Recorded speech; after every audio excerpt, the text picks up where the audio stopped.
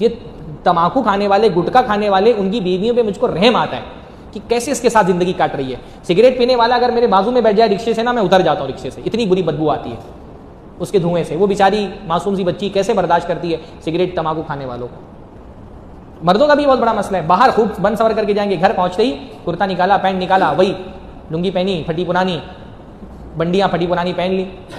भाई अगर अल्लाह ताला ने हमको वजाहत दी है, हुस्न जमाल दिया है, तो इस हुस्न जमाल का फ़ायदा उठाने के सबसे पहले मुस्तहिक तो हमारी बीवियाँ हैं ना। हाँ, तो आप बाहर जाते तो बनसवर करके जाते, घर आते साथ टी शर्ट निकाली, पैंट निकाला, फटी हुई लुंगी पहन ली, जिसको पता नहीं कितने सालों से प्रेस नहीं किया गया है, हाँ, फटी हुई बंडी पहन ली, उसके सामने इसी हैत में जाते हैं हम, उसको पता ही नहीं उसका शौहर कितना खूबसूरत है। तो बीवी के लिए भी शौहर को बनना संवरना चाहिए। अल्लाह के नबी सल्लल्लाहु अलैहि वसल्लम, हज़रत आयशा फरमाती हैं, नहीं बहुत सारी औरतें अपने शौहरों से इसलिए भी वो रहती है ना, हज़रत आयशा फरमाती हैं, उनसे पूछा गया कि आपको अल्लाह के नबी सल्लल्लाहु अलैहि वसल्लम के बारे में क्या याद आता है? तो कहा मुझे अल्लाह के नबी की खुशबू याद आती है। अल्लाह के नबी जैसे ही घर में दाखिल होते खुशबू लगा के दाखिल होते कि बीवी के पास जा रहा हूँ तो खुशबू लगा के जाऊँ।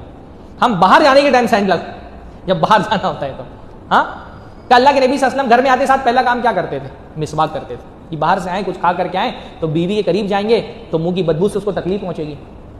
हमारे यहाँ सिगरेट फूक रहा है, तम्बाकू खाता है, गुटखा खाता है, मुझे तो उन औरतों पे बेचारियों पे रहम आता है कि कैसे इसके साथ जिंदगी गुजार रही है एक औरत। अल्लाह के नबी सल्लल्लाहु अलैहि वसल्लम कुछ बदबूदार चीज नहीं खाते थे, हत्ता कि अल्लाह के नबी लहसुन और प्याज भी नहीं खाते थे। इसके बावजूद अल्लाह के नबी का मामूल क्या था? घर में दाखिल होते साथ पहले मिसवाक करते थे कि भाई बीवी से करीब जाना है तो मुंह साफ सुथरा होना चाहिए। हाँ, अल्लाह के नबी हम अच्छा लिबास पहनते थे अपनी बीवियों के लिए। ये सिर्फ बीवियों का मसला नहीं है, शौहरों का भी मसला है। हज़रत अब्दुल्लाह इब्न अब्बास ना बहुत बन संवर के रहते थे, तो उनसे लोगों ने कहा कि आप इतना ज़ेबो ज़ीनत में क्यों रहते? तो उन्होंने कहा भाई अतज़य्यनु लहा कमा उरीदु अन ततज़य्यन ली, मैं अपनी बीवी के लिए सजता हूँ जैसा मैं चाहता हूँ कि मेरी बीवी मेरे लिए सच संवर के रहे, है ना।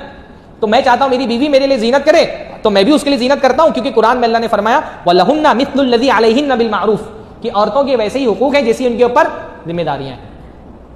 तो एक दूसरे की नफ्सियाती, जिस्मानी, जहनी ज़रूरत का ख्याल नहीं रखते हैं। तो दोनों तरफ से बैलेंस हो रहा है ना भाई। हाँ, ऐसा तो नहीं कि बीवियों को लगे हमारे खिलाफ बात हो रही, मसले दोनों तरफ से, रिश्ते खराब दोनों की तरफ से होते हैं। कुछ मसाइल बीवियों के हैं तो कुछ मसाइल शौहरों के भी हैं।